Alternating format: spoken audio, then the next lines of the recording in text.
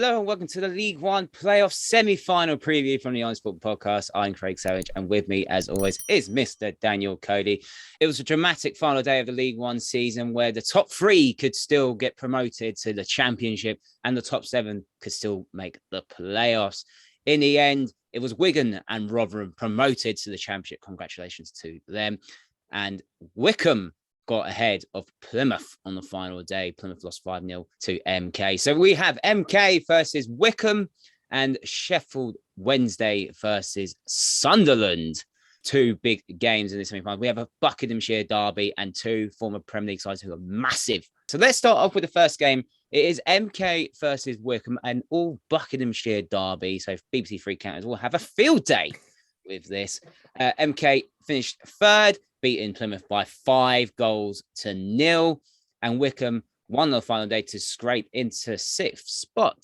So MK will feel hard, but they were up there for pretty much all season, but they couldn't get over the line considering the other results went against them. But that 5-0 victory against Plymouth with Scott Twine scoring in 4, very, very important. Yeah, and I think there is going to be that disappointment because for a long time this season, probably around the halfway mark to the 2/3, 3/4 mark, it looked like Rotherham and Wigan were miles away from the rest of the league, or certainly with games in hand would be. But then MK just went on this charge as the other team started to drop. But when it really mattered, when it got tight, they had that disappointment. It started, ironically, obviously for a lot of football fans, with the 1-1 draw away at AFC Wimbledon. Then the defeat we all saw on TV against Sheffield Wednesday, the Barry Banner masterstrike, and then the 1-0 defeat against Oxford. But to be fair to them, they bounced back well. They've given themselves a chance going into the final game. They beat Morecambe comfortably at home. And then, as you say, they just blew Plymouth away. It was 3-0 at half-time. It was game over. There was a red card late in the first half too. And at that point, obviously, it was going to be a comfortable victory. Obviously, I didn't see the games live because I was at the Wigan game watching them lift the title. But MK, on paper, it's always hard to say. We talk about this a lot. We've talked about it in a championship, even in the one that we did last week for Bournemouth Forest. We talked about it with Brentford a couple of years earlier. It's so hard finishing third when you've been in a battle for second. And they're the only team there that have been in that battle for second right up to the end. And it's a huge job to then mentally turn around the disappointment of not making the top two and combining that with we've got to refocus and try and win the playoffs now against three very tough sides. And when you want to try and avoid a very tough mental battle, Wycombe are probably not the side you want to face. It's a battle of two different styles. Yeah. MK like to have a high press, possession football. Wycombe like to be a bit more direct. They've got physical players. Wycombe obviously got relegated last season and feel a bit hard done by considering the point deductions of Derby and all that ridiculousness. So they have a point to prove, really. Yeah, and we've seen with Wycombe, even to be fair, when they were in a championship, when you think they're gone, they always find a way to stay competitive. And for a while, it looked like they might be drifting out of the League One playoff race, but they finished the season, well, one of the best form teams in the league. 4 wins and 2 draws, the same as Sunderland, who we'll talk about shortly. But even those last 5 games, they perfectly exemplify your point because they've got a 1-0 win, 2 1-all draws, a 2-1 and a 2-0. They're not a side that often blows teams away, albeit defensively, they've been a bit more open than I expected this season. They've let in over 50 goals. But when it's come down to it, when push comes to shove, they go back to that tried and tested style. They've got some absolutely brilliant target men at the club. We know Akinfenwa still does a job. Sam Vokes has had a great season, was a brilliant signing for them at that level. You've got experience dotted around, and I wonder if that makes the difference. People like Joe Jacobson, Gareth McCleary, there's so many cool, calm heads in that club. And Gareth Ainsworth, I know it was via points per game, but he has technically done the promotion route before with them. I really don't know what to expect in this game because, as you say, MK try to be one of the ultimate footballing sides. And Wycombe, look, they have their moments. And I'm not going to discredit it because I like direct football. There's more than one way to play. But it is a polar opposite. And it's going to be very interesting to see which one comes out on top. Raise the point of Wycombe and Gareth Ainsworth obviously got promoted to the Championship via the playoffs. Do you think that's absolutely vital considering that experience? It is. Obviously, the way they got there was different because you didn't have that finish to the season. It was after a long break. But when you're playing in those pressure situations, it's a very different feeling. And Wycombe have got that recently, as you say. So, and even fighting in that relegation battle in the Championship last year, they're playing for something up to the end of the season every time. Who's the two players you're looking out for in this semi-final tie? Well, for MK, you can't go past Scott Twine, can you? I mean, last January, we were obviously linked with him at Luton, as in the January before he joined MK. He's just been phenomenal this season. I think the biggest worry for Milton Keynes Dons, we've seen it before, if they don't get promoted, Scott Twine isn't going to be there next year. I know clubs like Forest have been linked with him, and that could make him a Premier League player this year for all we know. But what a magnificent season. And forget your thoughts on MK, and I know there's a lot of history about where they've come from and what they are, but he is an absolute joy to watch as a footballer. Wycombe, for me, is Sam Vokes, and I know they've got players like McCleary, like Joe Jacobson. We talk about set piece delivery; those things could be so crucial. But Sam Vokes, for me, has made a massive difference to that side. He's a quality target man. He's an experienced international footballer. He knows where the back of the net is. He's played in big games. He's played at big levels, and I'm almost certain he'll pop up with a goal at some point during this tie. So let's get on to the predictions. Looking at the head-to-head record this season, MK have beaten Wycombe both times in the league by a 1-0. I don't see that happening. What do you think? No, I'm more inclined to lean the other way a little bit. We do have to factor in that obviously Wycombe's playoff promotion last time was without fans. And Wycombe are going to have a very hostile environment at Adams Park. It's a tight little ground. They'll get a lot of fans in there. MK, it's obviously a very different feel, and I'm not going to take the piss as so many do. But it's a stadium that will at best be half full, and it's a massive arena. It's a different type of ground, but it does make a difference when there's not that hostile atmosphere. We've seen it so many times. And as we mentioned before we come here, the game we're going to talk about in a minute, there's a reason that Sheffield Wednesday and Sunderland have the best 2 home records over the season, because they're big hostile grounds with hostile or very loud fan bases. And I feel Wycombe are going to have that a little bit more on the big occasion. So the first leg with Wycombe at home, if they get a lead, they win the tie, in my opinion. And I think they're going to do that. I think Wycombe are going to get the reversal. We're going to get a 1-0 Wycombe win at home. Despite the fact they've let in 50 goals this season, they will find it when it matters. The defensive form will be there. And then away at MK, I think they'll chase the game. And I think we'll see a bit more of an open match. I'm going to go 1-0 Wycombe in the home leg, and then a 2-2 draw at Stadium MK, which sends Wycombe through 3-2 on aggregate. You raise a good point. I think that Adams Park will be obviously sell out more, hostile in a way. Yeah, I think that's going to be MK's downfall. I don't expect Stadium MK to sell out. I expect Wycombe to travel in good numbers to MK, as it's not far. That will probably get Wycombe over the line, in my opinion. I'm going to go 2-1 to Wycombe in the first leg, and I think it'll be a 1-1 draw in the second leg. So I am going for a Wycombe to go to Wembley. Let's talk about the other tie. It is Sheffield Wednesday versus Sunderland. Sheffield Wednesday beat Portsmouth on the final day, and Sunderland beat Morecambe away 1-0 on the final day. If I was a Sheffield Wednesday or a Sunderland fan, I would not have wanted Sheffield Wednesday in the semi-final. No, I mean, let's be fair. If you were looking at this as most neutral fans, this would be an incredible final because it would sell out Wembley Stadium. It would be absolutely glorious. And it's got that nostalgic feel from when our generation were children of Sunderland and Sheffield Wednesday being good Premier League clubs. I mean, this is a little bit of a slight battle of styles as well, because Sheffield Wednesday generally in recent weeks have been goals galore, 3 against Fleetwood, 4 against Pompey, 3 against MK away from home.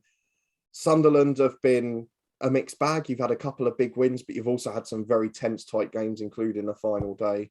I think it's a flip of a coin this tie. I really do. The big difference for Sunderland is that Alex Neil's come in recently, and obviously he's got recent experience. He did a very similar thing with Norwich in the Championship, where he came in partway through the year. They were struggling. He took them up into the playoffs, and then that momentum carried them through. Whereas Sheffield Wednesday, they didn't have the best start to the year. They've come on really strong in the last couple of months. Darren Moore has done a really good job there to rebuild the club that was a mess off the pitch as well as on it.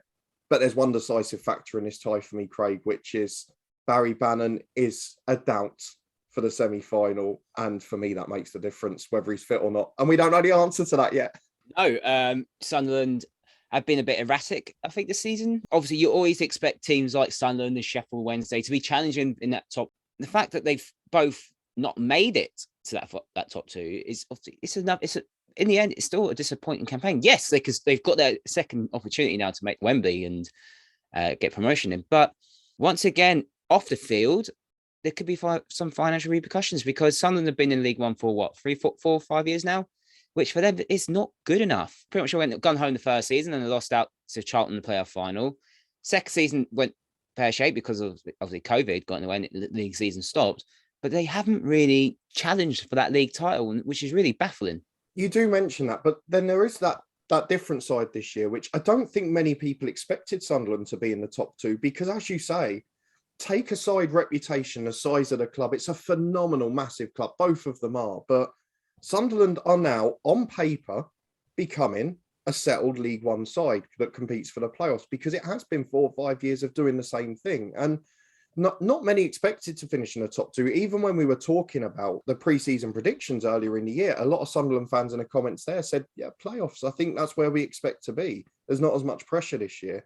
Whereas Sheffield Wednesday, obviously, first season down, they'd settled a few things that had gone wrong off the pitch. Obviously, you talked about the points deductions and all of that stuff last year. A lot of the Sheffield Wednesday fans were different, because if you remember at the start of the season, you predicted them to win the league. I didn't even have them in the top 6, which for a long time looked like that was going to be the case. And the Sheffield Wednesday fans largely in the comments were, what are you talking about? We're going to win the league. We've got the strongest side on paper. Don't worry about the off-the-pitch stuff. But it just doesn't work that way in a league as competitive as League One. And they've done brilliantly to come into the playoffs. Both of these teams come into the playoffs in relatively good form with 4 wins from the last 6. But as you say, ultimately, in terms of stature of the club, it's a disappointing year for both. But in terms of on the playing side, with the squads they've got compared to others in the league, I think both are probably about par, to be brutally honest. What we did talk about at the end of the MK Wycombe one was the fact that these two have the best home form in the league over the course of the season. 53 points for Sheffield Wednesday, 51 for Sunderland. The home crowds here are going to be electric at both. And that makes it even harder to separate, because you haven't got one that's going to be slightly different. I mean, their away form across the season is 1 point difference between them. I don't know how to settle this tie if Barry Bannon's fit. Well, both clubs will travel in good numbers as well. So you do expect the stadium like Ann Hillsborough to pretty much be sell out, which will make it a real battle for this playoff semi-final. So if Barry Bannon is not fit for Sheffield Wednesday, who will be Sheffield Wednesday star man? I'm going to go, and I know I did it with the Wycombe one as well, I'm going to go for the tried and trusted experience up front. I'm going Lee Gregory, because he's someone who's made a difference to that team. I mean, I only have to take you back to last week, don't I? Away from home against Fleetwood, wasn't it? 2 in 2 minutes to wrap up the hat-trick, turn the game around. Without that, they might not be in the playoffs now, because we know how important momentum can be. So Lee Gregory, for me, is the most important man. He's been absolutely brilliant for them. And to be fair, Sunderland are in a similar position. I know Broadhead scored the goal at the weekend. He then went off injured and is a doubt as well.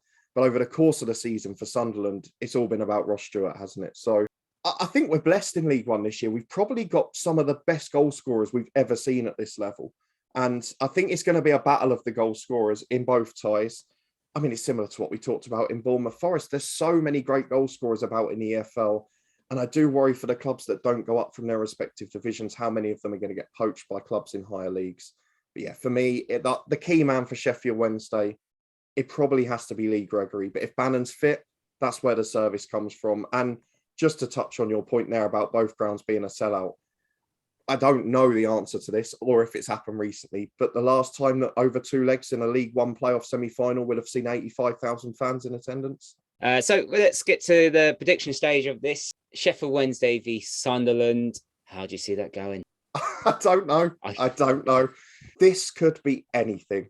It boils down to a couple of things. Can Alex Neil get the newer look Sunderland that generally are more solid defensively to hold out Sheffield Wednesday, who are a relentless force going forward?